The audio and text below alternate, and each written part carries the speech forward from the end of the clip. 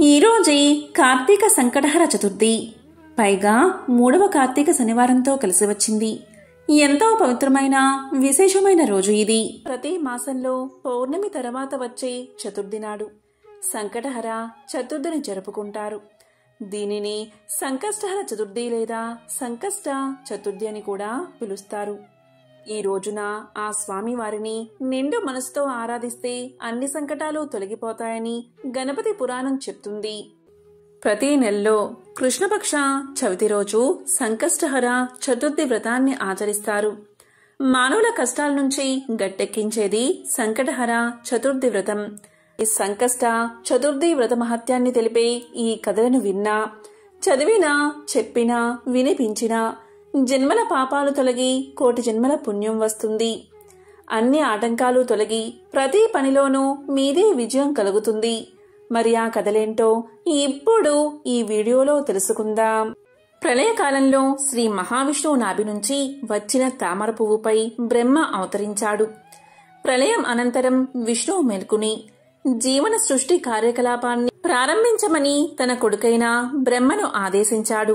బ్రహ్మ సృష్టి ఆరంభించాడు, కాని అంతా వక్రంగా ఉంది.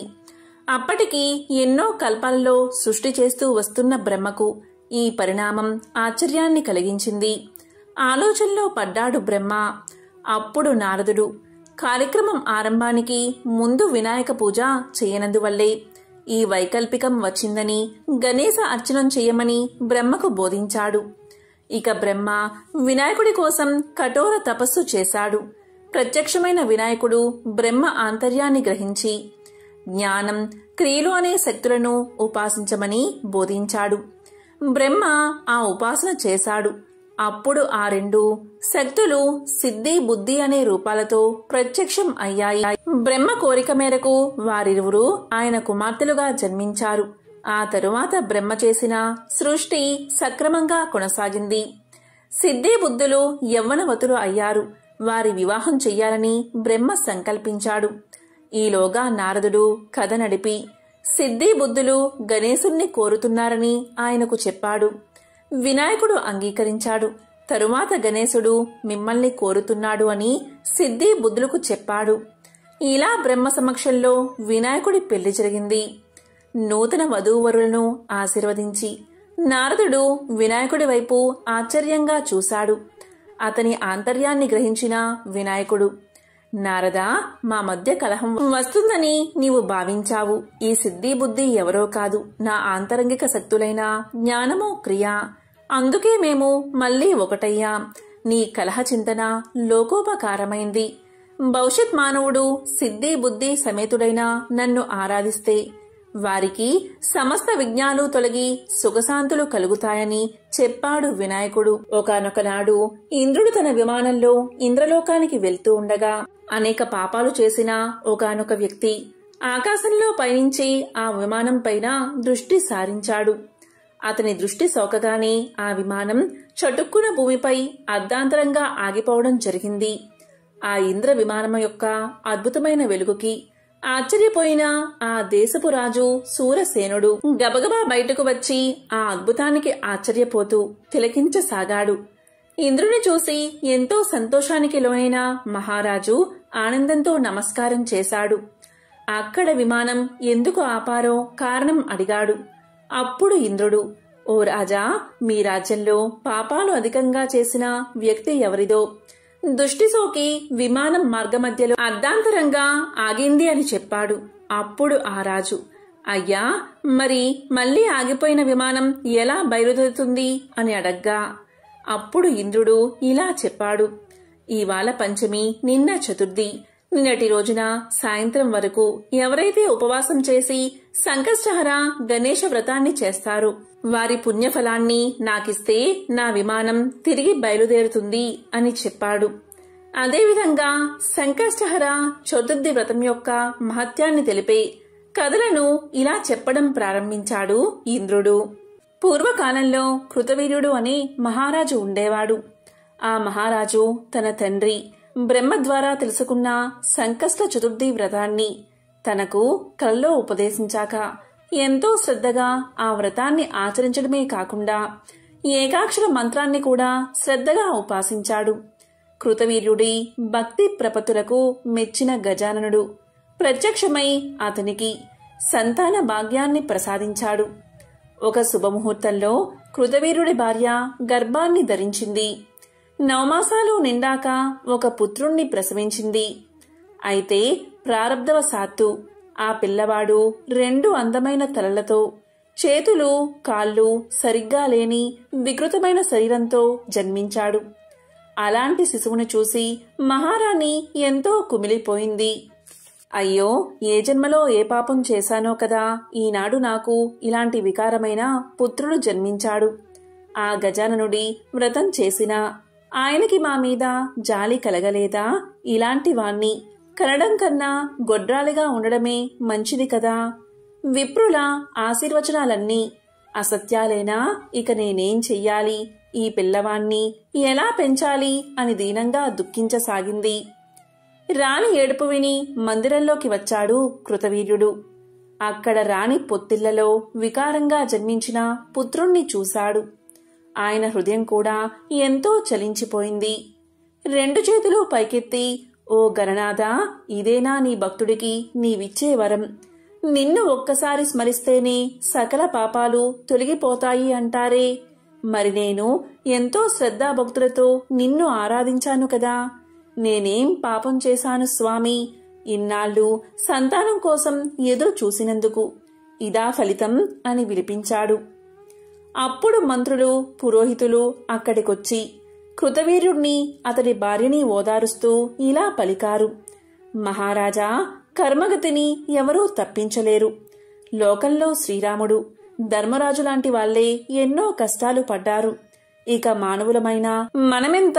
మీరిలా ఎంత బాధపడ్డా మీ కుమారుడికి పూర్తి అవయవాలు వస్తాయా? ఏదైనా కాలానుగుణంగా ప్రాప్తించాల్సినవే అని హితబోధ చేశారు వారు. వారి మాటలతో కృతవీర్యుడు కొంత శాంతించాడు. నెమ్మదిగా తాను ధైర్యాన్ని తెచ్చుకుని భార్యను కూడా ధైర్యం తెచ్చుకోమని చెప్పాడు. క్రమంగా ఆ దంపతులు పిల్లవాడి భారాన్ని గజాననుడికే వదిలేసి ఆ బాలుడికి యథోచిత సంస్కారాలు చేశారు. ఎంతో మంది విప్రులకి, పండితులకి, బీద సాధలకి అన్న వస్త్రదానాలు చేశారు. ఇలా 11 రోజులు గడిచాక తమ కుమారుడికి కార్తవీర్యుడు అనే పేరు పెట్టారు. నగరమంతా ఉత్సవాలు జరిపించారు. అందరికీ దాన ధర్మాలు చేశారు. ఎంతో ప్రేమగా పిల్లాన్ని పెంచసాగారు. ఆ విధంగా 12 సంవత్సరాలు గడిచాయి. ఒకనాడు దత్తాత్రేయుల వారు కృతవీర్యుడి ఆస్థానానికి వచ్చారు. దీంతో మహారాజు ఆయన్ని ఘనంగా స్వాగతించి అతిథి మర్యాదలు చేసి గౌరవించాడు. దత్తాత్రేయుల వారు సుఖంగా కూర్చున్నాక ఆయన పాదాల మీద పడి, మహాత్మా, మీ రాకతో మా రాజ్యమెంతో పవిత్రమైనది. మా జీవితాలు ధన్యమయ్యాయి. మీలాంటి పుణ్యాత్ముల దర్శనం దుర్లభం. ఎంతో పుణ్యం చేసుకుంటే గాని మీ దర్శనం లభించదు. స్వామి, నన్ను, నా కుటుంబాన్ని, నా రాజ్యాన్ని ఆశీర్వదించండి అని కోరాడు.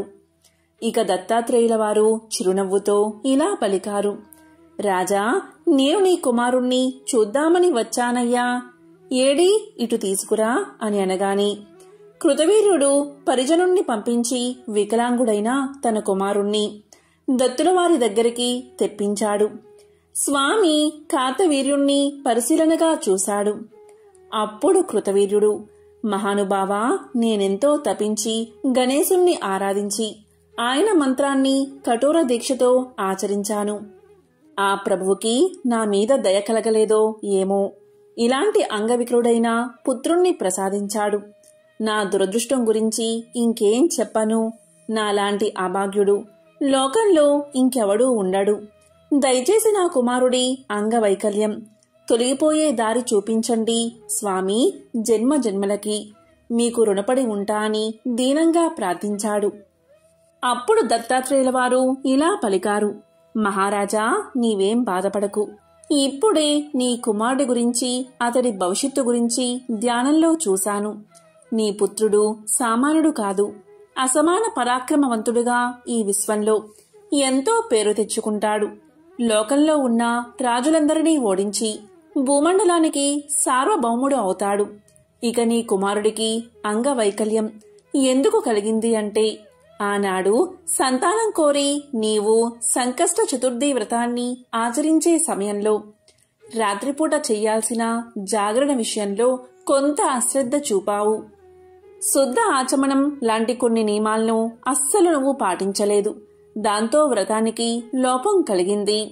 అందుకే నీకిలా అంగవిహీనమైన పుత్రుడు జన్మించాడు అని చెప్పి కృతవీర్యుడి కుమారుణ్ణి దగ్గరకు తీసుకుని అతని చెవిలో సాంగోపాగంగా గణపతి ఏకాక్షర బీజమంత్రాన్ని ఉపదేశించాడు దత్తాత్రేయుడు. నాయనా కార్తవీర్య, నేను ఉపదేశించిన ఈ దివ్య మంత్రాన్ని భక్తిగా ఉపాసించు. ఈ విధంగా ఏకభుక్తంతో 12 సంవత్సరాలు తపస్సు చేస్తే భక్తవరదుడైన గణేశుడు నీకు సాక్షాత్కరిస్తాడు. ఆ మహాదేవుడి దివ్య దృష్టి నీ మీద పడితే చాలు, నీ వికార ఆకారం పోయి దివ్య శరీరాన్ని పొందుతావు అని ఆశీర్వదించి రాజు దగ్గర వీడ్కోలు తీసుకుని వెళ్లిపోయాడు దత్తాత్రేయుడు.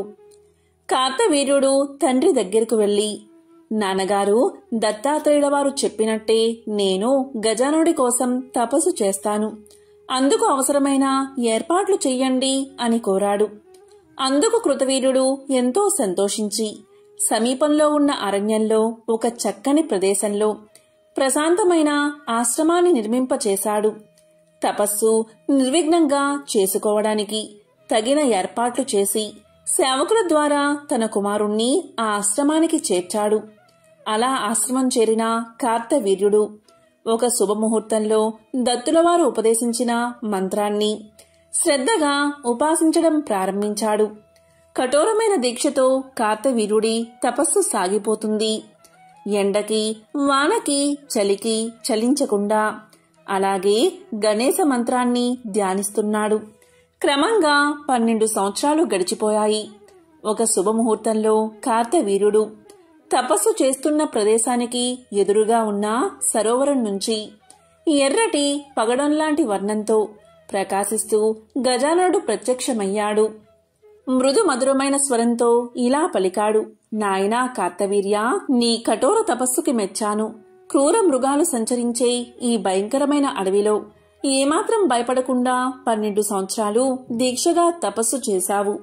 నీకు వరాలు ఇవ్వడానికే వచ్చాను. ఏం కావాలో కోరుకో అన్నాడు గజాననుడు. గజానుడి దివ్యస్వరం ధ్యాననిష్టలో ఉన్న కార్తవీర్యుడికి వినిపించింది. నెమ్మదిగా కళ్ళు తెరిచాడు. ఎదురుగా కనిపించిన గజాననుడి పాదాల మీద పడిపోయాడు. తన కన్నీటితో ఆయన పాదాలు కడిగాడు. దేవాదిదేవా గణనాథ, నీ దివ్య పాద పద్మాల మీద నాకు స్థిరమైన భక్తిని ప్రసాదించు. ఇక నాకు ఏ కోరిక లేదు. అయితే నా వికృత రూపాన్ని చూసి నా తల్లిదండ్రులు ఎంతగానో కుమిలిపోతున్నారు. వారి సంతోషం కోసం నాకు అందరిలాంటి శరీరాన్ని అనుగ్రహించు అని పలికాడు. అతని మాటలకు నవ్వుకున్న గజాననుడు వెంటనే సూక్ష్మ రూపాన్ని ధరించి కార్తవీర్యుడి ఉదరంలోకి ప్రవేశించాడు. అలా స్వామి ప్రవేశించిన వెంటనే కార్తవీర్యుడికి అంగవైకల్యం తొలగిపోయి దివ్య దేహం ప్రాప్తించింది. నవయువకుడిలా మారిపోయాడు. 2 చేతుల స్థానంలో 1000 చేతులు వచ్చాయి. ధీరుడిగా నిలబడ్డ ఆ కార్తవీర్యుణ్ణి చూసి దేవతలంతా ఆశ్చర్యపోయి పూలమాల కురిపించారు. ఆ విధంగా గణేశ వర ప్రభావంతో మహాబలవంతుడైన కార్తవీర్యుడు ఉత్సాహంతో దిక్కులన్నీ అదిరిపోయేలా ఒక్కసారి సింహనాదం చేశాడు. ఆ ధ్వనికి సమస్త రాజలోకం గడగడలాడిపోయింది. లోకాలన్నీ ఉలిక్కి పడ్డాయి. ఒకేసారి 500 బాణాల్ని ప్రయోగించగల సామర్థ్యం కార్తవీర్యుడికి కలిగింది. కార్తవీర్యుడి సహా బాహువుల్ని దర్శించి ఆశ్చర్యపడిన దేవతలంతా కిందకి దిగి గణేశ వరప్రసాదుడైన అతనితో ఇలా పలికారు, కార్తవీర్య, నీవెంతో గొప్పవాడివి. నీకెక్కడా తిరుగులేదు. నిన్ను స్మరిస్తే చాలు పోయిన వస్తువులు, ద్రవ్యం తిరిగి దొరుకుతాయి. సకల లోకవాసుల బాధల్ని తొలగించగలిగే సామర్థ్యం నీకు లభిస్తుంది. ఈ కల్పాంతం వరకు నీవు జీవిస్తావు అని దీవించి తిరిగి వెళ్లిపోయారు దేవతలు. ఇక కార్తవీర్యుడి ప్రతిభా విశేషాలు భూలోకంలో ఉన్న రాజులందరికీ తెలిసింది. అందరూ తమంత తామే ఆయన దగ్గరకు వచ్చి సామంతులుగా ప్రకటించుకున్నారు. ఎన్నో విలువైన కానుకలు సమర్పించారు. తరువాత కార్తవీర్యుడు తన దగ్గర పోగైన సంపదతో తాను తపస్సు చేసిన ప్రాంతంలో అందమైన గణపతి విగ్రహాన్ని ప్రతిష్ఠించాడు. తాను ప్రతిష్ఠించిన స్వామికి ప్రమాణ గణపతి అన్న పేరు పెట్టి నిత్యం భక్తి శ్రద్ధలతో అర్చించసాగాడు.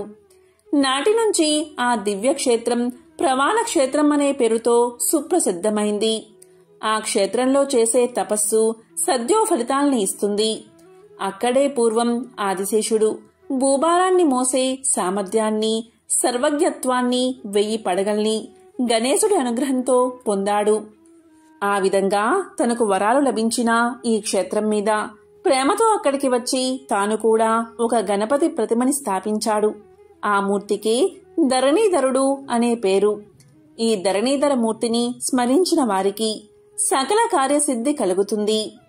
కొంతకాలం తరువాత కార్తవీర్యుడు తల్లిదండ్రుల్ని చూడడానికి 1000 బాహువులతో తన రాజ్యాన్ని చేరుకున్నాడు. అంగవైకల్యంతో వెళ్లిన కుమారుడు సహస్ర బాహువులతో మహాబలవంతుడిగా తిరిగి వచ్చేసరికి ఆ రాజదంపతులు ఎంతో ఉప్పొంగిపోయారు. ఆ రోజు రాజ్యమంతా ఘనంగా ఉత్సవాలు జరిపించారు. అడిగిన వారికి, అడగని వారికి విరివిగా దానాలు చేశారు. వారి ఆనందానికి అవధులు లేకుండా పోయాయి. తమకింత భాగ్యాన్ని ప్రసాదించిన దత్తాత్రేయుల వారికి, గజానుడికి హృదయపూర్వకంగా మనసులోని కృతజ్ఞతలు తెలుపుకున్నారు. రాజ్యంలో ఉన్న వేద పండితులు, పురోహితులందరూ విచ్చేసి కార్తవీర్యుణ్ణి, అతడి తల్లిదండ్రుల్ని సమంత్రకంగా ఆశీర్వదించారు. ఈ విధంగా ఇంద్రుడు సురసేన మహారాజుతో ఇలా అన్నాడు. సురసేన మహారాజా, విన్నావు కదా సంకష్టహర చతుర్థి మహిమ ఎంత గొప్పదో. ఈ వ్రత మహత్యం గురించి పూర్తిగా చెప్పడం సృష్టిలో ఎవరికీ సాధ్యం కాదు. సకల మానవాళికి మేలు కలిగించే ఈ వ్రతం కృతవీరుడి ద్వారానే ఈ లోకానికి తీసుకురాబడింది. ఇదెంతో పవిత్రమైనది. ఈ వ్రతం గురించి స్మరిస్తే చాలు సకల పాపాలు నశించిపోతాయి. ఈ వ్రతాన్ని చేయడం వల్లే రావణుడు మహావీరుడయ్యాడు. పాండవులు దీన్ని ఆచరించే కోల్పోయిన తమ రాజ్యాన్ని తిరిగి పొందారు. ఇక నీవు మా విమానం పైకెగిరే మార్గం చూడు అన్నాడు ఇంద్రుడు. ఇంద్రుడి ద్వారా గణేశ చతుర్థి వ్రతమహత్యాన్ని విన్న సురసేన మహారాజు ఎంతో సంతోషించాడు. తన భటుల్ని పిలిచి, మీరంతా మన రాజ్యంలో నలుమూలలకి వెళ్ళండి. ఇంటింటికి వెళ్లి సంకష్ట చతుర్థి వ్రతాన్ని ఆచరించిన వాళ్ళెవరైనా ఉంటే తక్షణమే ఇక్కడికి తీసుకురండి అని ఆదేశించాడు. వెంటనే రాజభటులు నగరంలోకి వెళ్లారు. ప్రతి ఇంటికి వెళ్లి ఆ ఇంట్లో ఎవరైనా చతుర్థి వ్రతాన్ని ఆచరించారా అని విచారించసాగారు. ఆ విధంగా తిరుగుతూ ఉన్న వారి కళ్ళకి ఒక ఇంటి దగ్గర దివ్య విమానం ఆగి కనిపించింది. అది చూసి ఆశ్చర్యపోయి ఆ ఇంటి దగ్గరకు వెళ్లారు రాజభటులు. ఆ ఇంట్లో వాళ్లంతా కుష్టు వ్యాధితో పీడింపబడుతూ గాయాల నుంచి రసికారుతూ ఉన్న ఒక చండాలి స్త్రీ వారికి కనిపించింది.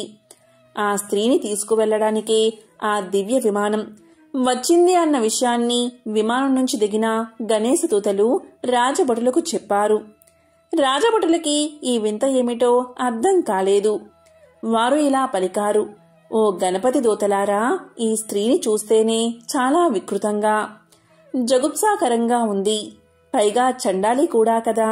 మరిలాంటి పాపిని తీసుకువెళ్లడానికి మీరొచ్చారేమిటి? అసలు ఈ దుస్థితి ఆమెకెలా కలిగింది? దయచేసి చెప్పండి అని ప్రార్థించారు రాజభటులు. అప్పుడు గణపతి దూతలు వారితో ఇలా పలికారు, ఓ రాజభటులారా, పూర్వం బంగాళమనే దేశంలో సారంగధరుడు అనే క్షత్రియుడు ఉండేవాడు. అతనికి ఒక కుమార్తె ఉంది. ఆమె పేరు సుందరి. ఎంతో సౌందర్యవతి. మునుల మనసుల్ని కూడా మోహింపచేసేంత అందమైనది ఆమె. అయితే ఆమె ప్రారబ్ధవశాన పెద్ద జానగా మారింది. జారత్వంతో యువకుల్ని పతితుల్ని చేస్తూ స్వేచ్ఛగా సంచరిస్తూ ఉండేది.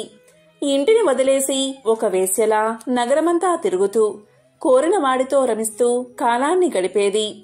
అలా విశృంఖలంగా తిరుగుతున్న సుందరి ఒకనాడు చిత్రుడు అనే యువకుణ్ణి వివాహం చేసుకుంది. వివాహమైనప్పటికీ ఆమె ప్రవర్తనలో ఏ మార్పు రాలేదు. అతన్ని కూడా మోసం చేసి అతడి ఆస్తినంతా తన విలాసాలకి ఖర్చు చేసేసింది. ఒకనాటి రాత్రి భర్త నిద్రపోతున్న సమయంలో సుందరి చక్కగా అలంకరించుకుని నెమ్మదిగా తన విటుడి దగ్గరకు బయలుదేరింది. అంతలో మెలకువ వచ్చిన చిత్రుడు తన భార్య బయటికి వెళ్తూ ఉండడం గమనించి ఆమె చెయ్యి పట్టుకుని ఆపాడు. ఓసి నీచురాలా, భర్తను నేనుండగా విటుడి కోసం వెళ్లి జారత్వం ప్రదర్శిస్తావా? నీకేమైనా బుద్ధుందా? నీవసలు సరైన ఆడదానివేనా అని తీవ్రంగా మందలించాడు. దీంతో భర్త మాటలు సుందరిలో ఉన్న ఆగ్రహాన్ని తట్టిలేపాయి. అప్పటికి తన ఆవేశాన్ని ఎలాగో ఆపుకుంది. కొద్ది రోజులు అయిన తర్వాత ఒకనాటి అర్ధరాత్రి చిత్రుడు నిద్రపోతున్న సమయంలో ఒక పెద్ద కత్తితో అతన్ని పొడిచి తన విటుడితో పారిపోయింది. మర్నాడు ఉదయం ఈ విషయాన్ని ఇరుగు పొరుగువారు తెలుసుకుని చిత్రుడి దీనస్థితికి జాలిపడి వారే అతనికి అంత్యక్రియలు చేయించారు. దీనంతటికీ కారకురాలైన సుందరి గురించి రాజుగారికి ఫిర్యాదు చేశారు. రాజు వెంటనే ఆమెను పట్టుకుని బంధించి తెమ్మని భటుల్ని పంపగా వారు దారి కాచి ఒకనాడు సుందరిని బంధించి రాజు ముందు నిలబెట్టారు. ఇక మహారాజు ఆమె చేసిన పాపాలకి మరణశిక్ష విధించాడు. భటులు వెంటనే దాన్ని అమలు చేశారు. సుందరి మరణించగానే యమదూతలు వచ్చి ఆమెను ఈడ్చుకుపోయి నరకలోకంలో పడేశారు. ఆ నరకంలో ఎన్నో రకాల యాతనలు పడుతూ తాను చేసిన తప్పుల్ని గుర్తు తెచ్చుకుంటూ ఎంతో దుఃఖించింది సుందరి. అలా నరకంలో ఒక కల్పాంతం వరకు శిక్షలు అనుభవించిన ఆమె తిరిగి ఒక చండాల స్త్రీగా కుష్టు వ్యాధితో మీ రాజ్యంలో జన్మించింది. ఒకనాడి చండాలి బాగా మద్యం తాగి మతి తప్పి భిక్షాటన కోసం ఇల్లిల్లు తిరుగుతూ చంద్రోదయ సమయానికి సంకష్ట చతుర్థి వ్రతం చేస్తున్న ఒకడి ఇంటి దగ్గరకు వెళ్ళింది. అక్కడ వారు పెట్టిన గణేశుడి ప్రసాదాన్ని భుజించింది. ఆ సమయంలో గణేశుణ్ణి మనసారా స్మరించింది. ఆనాడు ఈమె చేసిన పుణ్యం కారణంగాని గణేశ లోకానికి వెళ్లే అర్హత సంపాదించుకుంది. అందుకే ఈమెని సశరీరంగా తీసుకువెళ్లడానికి వచ్చాం అన్నారు గణేశ దూతలు. ఈ కథనంతా విన్న రాజభటులు తమ రాజు తమని ఎందుకు పంపింది, ఇంద్రుడి విమానం ఎలా కూలిపోయిందో, అది తిరిగి పైకి లేవాలంటే ఏం చెయ్యాలి అన్న విషయాన్ని మొత్తం గణపతి దూతలకు చెప్పి, ఓ గణేశ దూతలారా, మా ప్రభువు ఇంద్రుల వారికి మాటిచ్చాడు. ఇంద్రుడు కూడా దేవలోక ప్రభువే కదా. మీరు దయతలచి ఈ చండాల్ని మాతో పంపిస్తే ఈమె చేత చతుర్థి వ్రత దర్శనం ద్వారా ఆమెకు లభించిన పుణ్యాన్ని దారపోయించి ఇంద్రుడి విమానాన్ని తిరిగి వెళ్లిపోయేలా చేస్తాం. దయచేసి మా మాట మన్నించండి అని కోరారు. అప్పుడు గణపతి దూతలు ఇలా పలికారు, ఓ రాజభటులారా, ఈమెను మీతో పంపడం కుదరదు. అందుకు మా ప్రభువు అనుమతి లేదు. ఇక మీరు వెళ్ళొచ్చు అంటూ ఆ చండాల స్త్రీని నెమ్మదిగా తమ విమానం ఎక్కించారు. విమానం ఎక్కి ఎక్కడంతోటి ఆమెకి దివ్య శరీరం ప్రాప్తించింది. మంగళనాదాలు వినిపిస్తూ ఉండగా గణేశ దూతలు ఆమెతో సహా గణపతి లోకానికి బయలుదేరారు. ఈ విషయాన్ని పరుగున వెళ్లి సూరసేనుడికి చెప్పారు భటులు. అంతలో గణపతి లోకానికి వెళ్తున్న విమానం నలువైపులా దివ్య కాంతుల్ని వెదజల్లుతూ నింగిలోకి ప్రయాణిస్తూ వారికి కనిపించింది. ఆ విమానంలోంచి దివ్య రూపాన్ని ధరించిన చండాలి ఒక్కసారి కిందకి చూసింది. ఆమె దివ్య దృష్టి ఇంద్రుడి విమానం మీద పడింది. అంతే, ఆమె పుణ్య ప్రభావంతో ఇంద్రుడి విమానం పైకి లేచింది. ఈ దృశ్యాన్ని చూసి అందరూ ఆశ్చర్యపోయారు. ఇక సూరసేనుడు ఇంద్రుడికి వీడ్కోలు చెప్పి ఈ వింతను తలుచుకుంటూ అంతఃపురానికి వెళ్లిపోగా దివ్య శరీరాన్ని ధరించిన చండాలి గణపతి లోకాన్ని చేరుకుంది. ఇంద్రుడి ద్వారా సంకష్ట చతుర్థి గొప్పతనాన్ని విన్న సూరసేనుడికి తాను కూడా ఆ దివ్య వ్రతాన్ని చేసి గణేశుడి అనుగ్రహం పొందాలి అన్న సంకల్పం కలిగింది. తన మందిరానికి చేరుకుని వెంటనే కులగురువైన వశిష్ఠుల వారికి కబురు పెట్టాడు సూరసేనుడు. ఆయన రాగానే అర్ఘ్యపాద్యాలతో సత్కరించి, మహానుభావా, గురుదేవా, నేనిటీవలే ఇంద్రుడి ద్వారా సంకష్ట చతుర్థి వ్రతం గొప్పతనం తెలుసుకున్నాను. దయచేసి తమరు మంచి ముహూర్తం నిర్ణయించండి. నాకు కూడా ఆ వ్రతాన్ని చెయ్యాలని ఉంది అని కోరాడు సూరసేనుడు. వశిష్ఠుడు ప్రశాంతంగా ఇలా పలికాడు. మహారాజా, వచ్చే మాఘమాసంలో బహుళ పక్షంలో వచ్చే చతుర్థి ఎంతో విశేషమైనది. ఎందుకంటే ఆ రోజు మంగళవారం కూడా కలిసి వచ్చింది. ఆ రోజు కనుక నీవు వ్రతాన్ని చేస్తే నీవనుకున్న సంకల్పాలన్నీ నెరవేరతాయి అని చెప్పి ఆశీర్వదించి వెళ్లిపోయాడు. ఇక సూరసేనుడు వశిష్ఠుడు చెప్పినట్లుగానే మాఘమాస కృష్ణపక్ష అంగారక చతుర్థి నాడు సకల సంబారాలతో అత్యంత వైభవంగా సంకష్టహర చతుర్థి వ్రతాన్ని ఆచరించాడు. వ్రతం తర్వాత యథావిధిగా విప్రులకి భోజన తాంబూలాల్ని దక్షిణ్ణి సమర్పించి వారిద్దరినీ సంతృప్తిపరిచాడు. గణపతికి చంద్రుడికి అర్ఘ్యాలు ఇచ్చి విప్రులందరి భోజనాలు ముగిశాక తాను బంధుమిత్రులతో కలిసి భోజనం చేశాడు. ఆ సందర్భంగా 10,000 గోవుల్ని దానం చేశాడు. ఆ రాత్రంతా వినాయక వ్రత కథల్ని, చతుర్థి వ్రత మహత్యం గురించి వింటూ తెల్లవారు గణేశ భజనతో జాగారం చేశాడు. మర్నాడు ఉదయం యథావిధిగా గణపతికి షోడశోపచార పూజ చేసి తాను పూజించిన బంగారు గణపతి ప్రతిమని ఎర్రటి పట్టు వస్త్రంతో సహా కులగురువైన వశిష్ఠుల వారికి వాయనం ఇచ్చాడు. ఈ విధంగా శాస్త్రోక్తంగా వ్రతాన్ని ఆచరించడంతో గణపతి సంతోషించి అతని కోసం దివ్య విమానాన్ని పంపించాడు. విమానం సరాసరి వచ్చి సూరసేనుడి ముందు ఆగింది. అందులోంచి దిగిన గణపతి దూతలు, సూరసేన, నీ పుణ్యం ఫలించింది. గజాననుడు నిన్ను సశరీరంగా తన దగ్గరకు తీసుకురమ్మని మమ్మల్ని పంపించాడు అని అన్నారు. వారి మాటలు వినగానే సూరసేనుడికి ఆనందంతో నోట మాట రాలేదు. గణేశుడి అనుగ్రహానికి మురిసిపోయాడు. ఓ గణనాథ దూతలారా, ఈ రోజు నా జన్మ ధన్యమైనది. సకల దేవతలతో ఆరాధించబడే గజాననుడు నా కోసం విమానం పంపించాడు అంటే నేనెంత ధన్యున్నో కదా. అయ్యా, నాదొక చిన్న విన్నపం. నా ప్రజలు నాకు కన్న బిడ్డల్లాంటి వాళ్ళు కూడా నన్ను కన్న తండ్రిలా భావిస్తారు. నాకేదైనా చిన్న కష్టం వస్తే తల్లడిల్లిపోతారు. నా కోసం నిద్రాహారాలు మాని ఉపవాసం ఉంటారు. అలాంటి నా ప్రజల్ని వదిలేసి నేనొక్కడ్నే మీతో రావడం ధర్మం కాదు. దయచేసి వారిని కూడా నాతో వచ్చేందుకు అనుమతించండి అని కోరాడు సూరసేన మహారాజు. సూరసేన, మా ప్రభువు నిన్ను మాత్రమే తీసుకురమ్మన్నాడు. అయితే నీవింత నిస్వార్థంగా ప్రజాక్షేమం కోసం అడుగుతున్నావు కనుక కాదనలేకపోతున్నా. మా ప్రభువు ఆగ్రహిస్తే సహిస్తామని చెప్పి అతనితో పాటు రాజ్యంలోని ప్రజల్ని కూడా విమానం ఎక్కించారు. అది సామాన్యమైన విమానం కాదు. ఎంతమంది ఎక్కినా మరొకరికి చోటు సరిపోయే దివ్య విమానం. గణపతిలోక విమానాన్ని ఎక్కగానే అందరికీ దివ్య శరీరాలు వచ్చేశాయి. అందమైన వస్త్రాల్ని, ఆభరణాల్ని పొందిన వారంతా ఆహా, ఏమి మా భాగ్యం అని పొంగిపోయారు. ఇదంతా మన మహారాజుగారి దయే, అందుకే మనకి భాగ్యం పట్టింది అని ఉప్పొంగిపోతూ సూరసేనుణ్ణి గొప్పగా కొనియాడారు. ఆ సమయంలో గణపతి దూతలు విమానాన్ని పైకి లేపడానికి ప్రయత్నించారు. అయితే అది నేల మీద నుంచి 1 అంగుళం కూడా పైకి లేవలేదు. కారణం ఏమిటా అని విమానమంతా పరిశీలించగా అందులోకి ఒక కుష్ఠరోగి ఎక్కాడు. అప్పుడు ప్రజలంతా రాజుతో, మహారాజా, ఆ రోగిని దింపేస్తే విమానం పైకి ఎగురుతుంది. మీరు అనుమతి ఇస్తే దింపేస్తామని అభ్యర్థించారు. గణపతి దూతలు కూడా అది నిజమేనని చెప్పి కుష్ఠరోగిని దింపాలని ప్రయత్నం చేశారు. అప్పుడు సూరసేనుడు ఇలా పలికాడు. గణనాథుడి దూతలతో ఇలా అన్నాడు, ఈ దీనుణ్ణి వదిలి నేను మీతో రాలేను. దయచేసి మీరంతా మా ఇద్దరినీ వదిలేసి వెళ్ళిపోండి. లేదా ఈ కుష్ఠరోగి ఎవరు, అతడికి రోగం ఎందుకొచ్చింది, ఏం చేస్తే అది తొలగిపోతుంది అన్న విషయాలు చెప్పి పుణ్యం కట్టుకోండి అని ప్రార్థించాడు. ఇక సూరసేనుడి అభ్యర్థన విన్న గణపతి దూతలు అతడి ధర్మగుణానికి మెచ్చుకుని విమానంలోని కుష్ఠు వ్యాధిగ్రస్తుడి వృత్తాంతాన్ని ఇలా వివరించారు.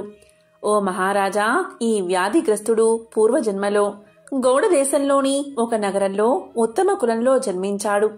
అతని తల్లి పేరు సాకిని, తండ్రి దుర్వాడు అనేవాడు. లేకలేక కలిగిన తమ బిడ్డకి బుధుడు అనే పేరు పెట్టుకున్నారు.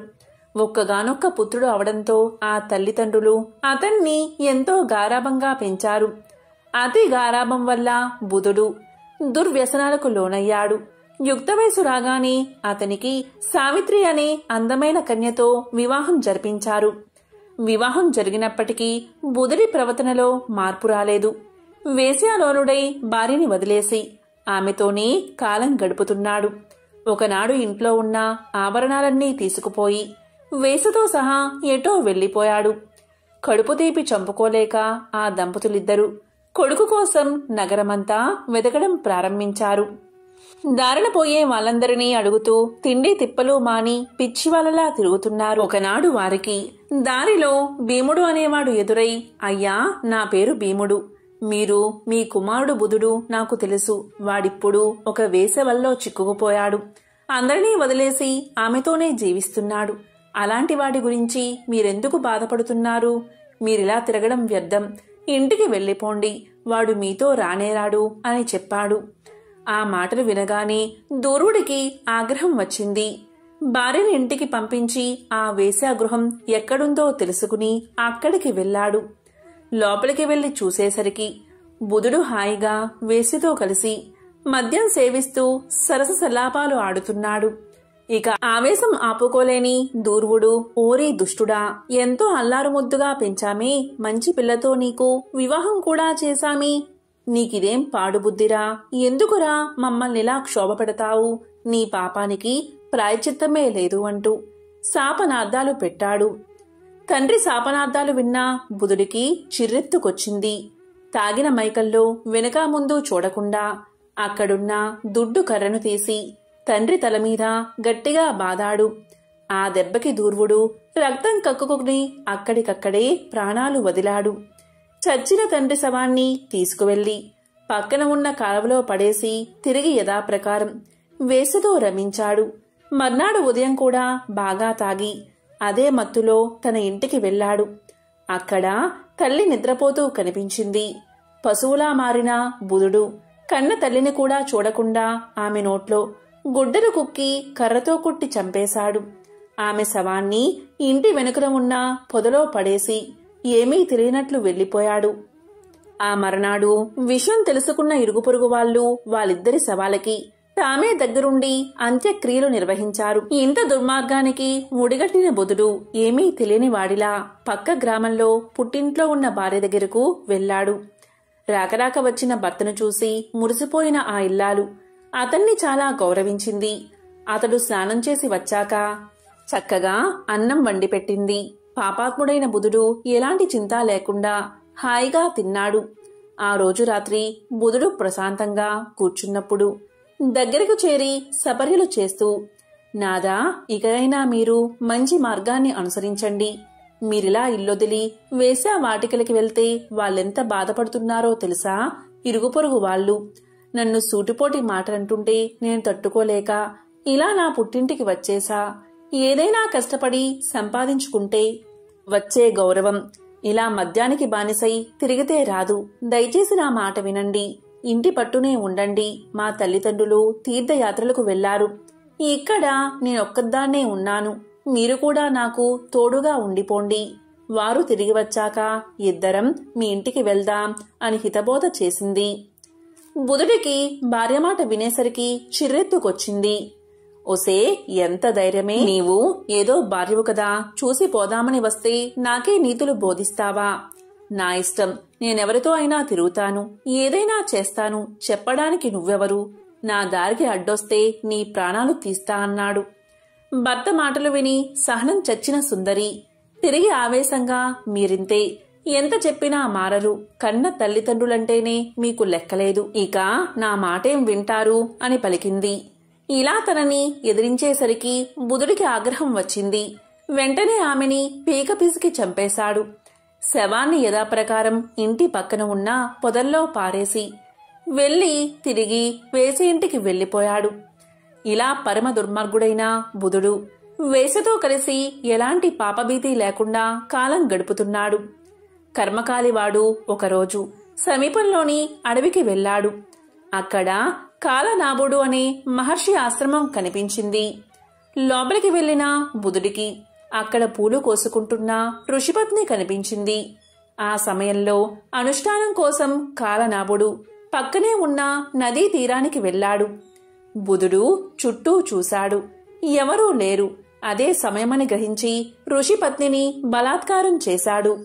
బుధుడి చేతిలో మానం కోల్పోయిన ఋషిపత్ని శారీరకంగా వాణ్ణి ఏమీ చెయ్యలేక ఎంతో కోపంతో, ఓరి త్రాష్టుడా, కామంతో కళ్ళు మూసుకుపోయి నా జీవితాన్ని నాశనం చేశావు.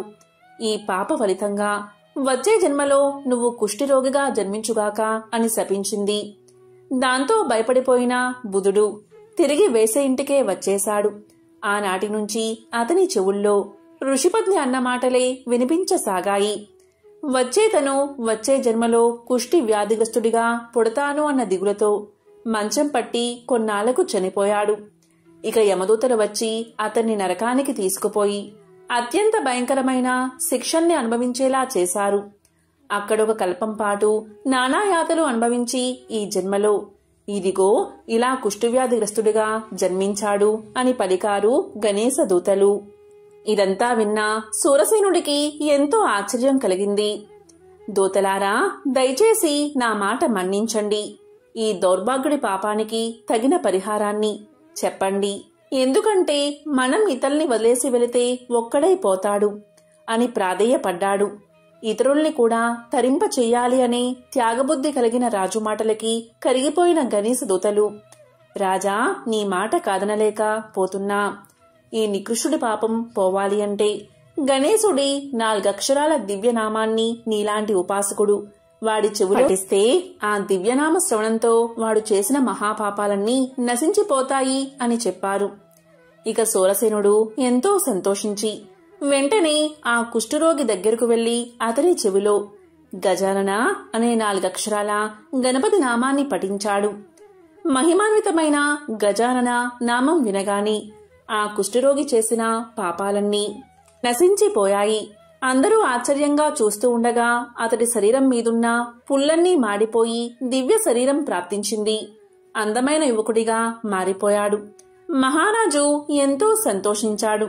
అప్పుడు గణపతి దూతలు సునాయాసంగా విమానాన్ని పైకి లేపగా అందరూ కలిసి గణేశ లోకానికి చేరుకున్నారు.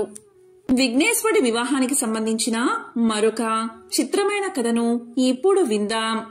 మీరు ఎన్నడైనా వినాయకుడి పెళ్లి గురించి విన్నారా? వినాయకుడి తమ్ముడు సుబ్రహ్మణ్యం చాలా అందంగా ఉంటాడు. అన్న కంటే ముందు తమ్ముడి పెళ్లే కుదిరింది. అంగరంగ వైభోగంగా జరిగింది పెళ్లి. ఎక్కడెక్కడో దేవతలో సుబ్రహ్మణ్యుడి పెళ్లికి విచ్చేశారు. దాన్ని చూసిన తర్వాత వినాయకుడికి అనిపించింది తనకు పెళ్లైతే బావుంటుంది కదా అని. పెళ్లి హడావుడి తగ్గే వరకు ఆగి తరువాత అమ్మ పార్వతి ఖాళీగా కూర్చున్నప్పుడు ఆమె దగ్గరకు వెళ్లి నిలబడ్డాడు వినాయకుడు. ఇలా పలికాడు, అమ్మా, తమ్ముడి పెళ్లి చేశావు కదా, మరి నా పెళ్లి ఎప్పుడు చేస్తావు అని అడిగేశాడు. దీనికి పార్వతీదేవి దిగాలుగా తన ముద్దుల పెద్ద కొడుకు వైపు చూసింది. లోలోపలే బాధపడింది. చిన్నవాడు సుబ్రహ్మణ్యుడేమో ఎంతో అందంగా ఉంటాడాయే, దాంతో వాళ్లు పిలిచి పిల్లను ఇచ్చారు. మరి నువ్వేమో ఏనుగు తలతో పొడవాటి తొండంతో ఉంటివాయే. పోనీలే అంటే మేం ఎంత చెప్పినా వినక అందరూ పెట్టిన కుడుములు, ఉండ్రాళ్ళు, వడపప్పు తిని అందరూ పోసిన పానకం తాగి బొజ్జ పెంచావాయే. నీకు పిల్లనిస్తామని ఇప్పుడు ఎవరు ముందుకు రావట్లేదు కదా నాన్నా అని మనసులోనే బాధపడింది. అయినా ఈ సంగతి పిల్లవాడికి ఎలా చెబుతుంది? చిన్న బుచ్చుకుంటాడు కదా. అందుకని పైకి ఏమంది అంటే, బాబూ, నువ్వెళ్ళి పెళ్లి కూతురి కోసం ఒక కొత్త కోక, మంగళసూత్రాలు పట్టుకురా నాయనా, నేనేమో ఈలోగా పిల్లను చూస్తాను అని బుజ్జగించి పంపేసి ఊపిరి పీల్చుకుంది. అమ్మయ్యా, ఇప్పటికైతే సమస్య తప్పింది అనుకుంటూ. అయితే వినాయకుడికి ఇదేమీ తెలియదు కదా. వెంటనే ఆనందంగా తన ఎలుక వాహనమెక్కి భూలోకానికి వచ్చేశాడు. వచ్చి అలసిపోయి ఒక చెట్టు కిందున్న అరుగు మీద కూర్చున్నాడు. ఆ అరుగు చుట్టూతా ఏవేవో గింజలు పడి ఉన్నాయట. ఆ సమయంలో అక్కడి గింజలు ఏరుకు తినేందుకు అక్కడికి ఒక కోడిపుంజు వచ్చింది. వినాయకుడు దాన్ని చూసి, ఓ కోడిపుంజు, ఒకసారి ఇలారా అని పిలవగానే నన్ను పేరు పెట్టి పిలుస్తున్నారు ఎవరా అని దగ్గరకొచ్చింది కోడిపుంజు. చూడగా అక్కడ అరుగుమీద వినాయకుడు కూర్చుని ఉన్నాడు. దాంతో కోడిపుంజు సంతోషంతో ఉబ్బి తబ్బిబ్బైపోతూ గబాల దగ్గరకు వచ్చి రెక్కలు మడిచి నమస్కరిస్తూ, చెప్పండి స్వామి, కులాసానా, నన్ను పిలిచారెందుకు అని అడిగింది. అప్పుడు వినాయకుడు ఇలా అన్నాడు, ఓహో కోడిపుంజు, నీ రెక్కలు ఎంత అందంగా ఉన్నాయి, నీ జుట్టు కిరీటంలాగా ఎంత బావుంది, నువ్వు చెప్పిన పనల్లా చాలా చక్కగా చేస్తావని, సమయపాలన అంటే ఏమిటో నీ నుండే నేర్చుకోవాలని అందరూ చెబుతుంటారు. మరి నువ్వు నాకు ఒక పని చేసి పెడతావా? చకచకా వెళ్ళి నాకో కొత్త కోక తెచ్చిపెట్టు, మా అమ్మ నాకు పెళ్లి చేస్తుందట అన్నాడు. దానికి కోడిపుంజు, అంత పెద్ద స్వామి తన్ను పొగిడాడే అని సంతోషించింది. దానిది ఏముంది స్వామి, ఒక్క నిమిషంలో పెద్ద బజారుకెళ్ళి వినాయకుడి పెళ్లికి కొత్త కోక కావాలి అని అడిగి తెచ్చేస్తా స్వామి, ఇక్కడున్నట్లే వచ్చేస్తాను అని వేగంగా వెళ్లిపోయింది కోడి. అంతలో అక్కడ మొలిచి ఉన్న పచ్చగడ్డిని తినేందుకు గొర్రెపోతు ఒకటి అడ్డుగా వచ్చింది. దాన్ని చూసి వినాయకుడు భలే మురిసిపోయాడు. ఈరోజు అన్నీ మంచి శకునాలే, నేను తిరగకుండానే అన్ని పనులు ఎలా అయిపోతున్నాయో చూడు అని సంతోషపడ్డాడు.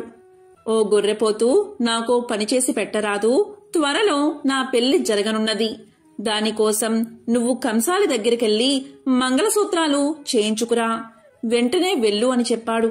దానికి గొర్రెపోతూ, ఓహో అలానా స్వామి, అయితే మాకు పప్పన్నం దొరుకుతుందన్నమాట, ఇదిగో ఇప్పుడే వెళ్లి తెస్తాను, అందెంతలోకి మీరడిగారని చెప్పి ఇప్పుడే కంసాలి దగ్గరికి వెళ్లి పట్టుకు వచ్చేస్తాను, చూడండి అంటూ వెళ్ళింది. వినాయకుడు అక్కడే ఓ కునుకు తీశాడు. ఆయన లేచి చూసేసరికి సాయంకాలమైంది. పోయిన వాళ్ళు ఇద్దరూ ఇంకా తిరిగి రాలేదు. ఇక దాంతో వినాయకుడే మెల్లిగా ఎలుక వాహనం ఎక్కి బయలుదేరాడు. ఇద్దర్నీ వెతుక్కుంటూ కొంత దూరం వెళ్లేసరికి కోడిపుంజు కనిపించింది. ఏమే కోడిపుంజు, నా కొత్త కోక ఎక్కడా అని అడిగాడు దాన్ని. అప్పుడు కోడిపుంజు ఇలా పలికింది, స్వామి, మీకోసం కొత్త కోక తీసుకువస్తున్నానా, అంతలో అక్కడ నాకు ఒక జొన్నకంకి కనిపించింది. దాన్ని చూడగానే విపరీతంగా ఆకలి వేసింది. ఒక్క కంకి తినేసి వద్దామని మీ కొత్త కోకను పక్కన పెట్టి కంకి తినేసి వచ్చాను. అలా చేసేసరికి అక్కడ కోకలేదు. దాంతో ఇక మధ్యాహ్నం నుంచి దాన్నే వెతుకుతూ తిరుగుతూ ఉన్నానయ్యా అని చెప్పింది. దాంతో వినాయకుడు ఇలా అన్నాడు, చూడు కోడిపుంజు, నువ్వు కొత్త కోక తీసుకువస్తేనే నా పెళ్లి, అందుకని త్వరగా వెళ్లి వెతుక్కురా, లేకపోతే ఎలుక చేత నిన్ను కొరికించేస్తా, జాగ్రత్త అని బెదిరించాడు. దాంతో కోడిపుంజు కొత్త కోకో అని అరుచుకుంటూ ఆ కొత్త కోక కోసం ఈనాటికి వెతుకుతూనే ఉంది. పాపం ఆ అరుపేనట మనకు కొక్కరొక్కో అని వినబడేది. కోడిపుంజు కోక తేకపోయేసరికి ఇక సరేలే అని వినాయకుడు గొర్రెను వెతుకుతూ ఆ బజారు ఈ బజారు తిరిగాడట. అనుకున్నట్లుగానే గొర్రెపోతు ఎదురయ్యింది. స్వామి కోపంగా, ఏ గొర్రెపోతూ, నా తాలిబొట్టెక్కడా అనగానే అది వణికిపోతూ, స్వామి తమరు అడిగారని చెప్పగానే కంసాలి కనకయ్య తాలిబొట్టు చేసి ఇచ్చేశాడు. ఆ తర్వాత వస్తూ ఉంటే నాకు ఆకలి వేసింది. ఆ సజ్జ చేలో గడ్డి తిండు ఒక్క క్షణం ఏమారాను. అంతలోనా ఎవరో ఆ తాలిబొట్టు కాజేశారయ్యా అని భయపడుతూ చెప్పింది గొర్రెపోతు. వినాయకుడికి మహా కోపం వచ్చేసింది. నువ్వు త్వరగా వెతికి తెచ్చివ్వు, నా పెళ్లి జరగాలి అంటే ఆ తాళి కావాల్సిందే అనేశాడు కోపంగా. అలాగే స్వామి అని గొర్రెపోతూ పాపం ఆనాటి నుండి ఈనాటి వరకు వంచిన తల ఎత్తకుండా ఆ తాలిబొట్టు కోసం వెతుకుతూనే ఉంది. అయినా ఏం చేస్తాం, ఈ రోజు వరకు కూడా అటు తాలిబొట్టు కాని ఇటు కొత్త కోక గాని రానేలేదు. దాంతో మరి వినాయకుడి పెళ్లి జరగనేలేదు. పైపెచ్చు వినాయకుడి పెళ్లికి 1000 విఘ్నాలు అన్న సామెత కూడా పుట్టింది. సంకష్టహర చతుర్థి వ్రత మహత్యాన్ని తెలిపే ఈ కథలను విన్నా, చదివినా, చెప్పినా, వినిపించినా జన్మల పాపాలు తొలగి కోటి జన్మల పుణ్యం వస్తుంది. సకల శుభాలు కలుగుతాయి. ఓం గజాననాయ నమః. ఓం లంబోదరాయ నమః. ఓం గం గణపతియే నమః.